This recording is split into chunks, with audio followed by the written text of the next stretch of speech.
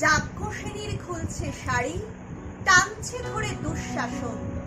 দায় ছিল যার গর্জে ওঠার, নিচু মাথায় সে পাঁচজন।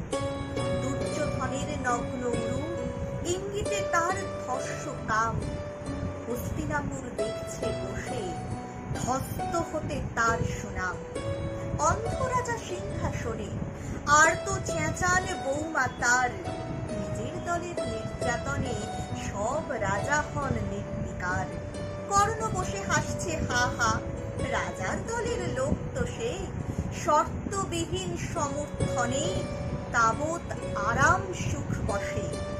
বিশ্ব দ্রোণ কৃপু নীরব, সরকারি লোক হাজার হোক, রাজার কথাই তোমার কথা। তুমি যখন রাজার লোক, ফল শকুনি দেখছে সবই, বস্তুত সে ধ্বংস চাই।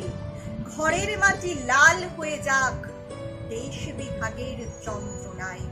সুশীল সভায় ঘটছে যখন রাজ অপরাধ জঘন্য, ঠিক তখনই তার বিরোধে চেঁচিয়ে ওঠেন বিকর্ণ।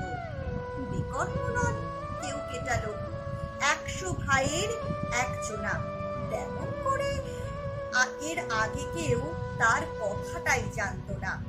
যতুগৃহে কাড়েননি রা, অন্তত তা নেই লেখা। ভীমকে যখন বিষ খাওয়ালো তখনও তার নেই দেখা।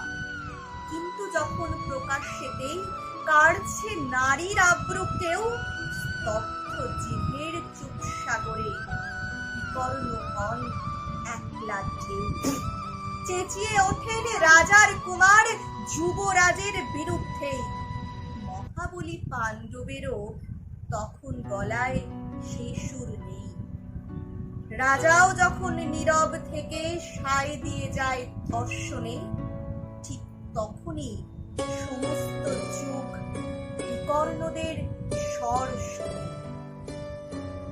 আমরা যারা কিচ্ছুটি নই, একটি মতে ফুটকে বল, অত্যাচারের সামনে এলে সঙ্গী শুধু চোখের জল।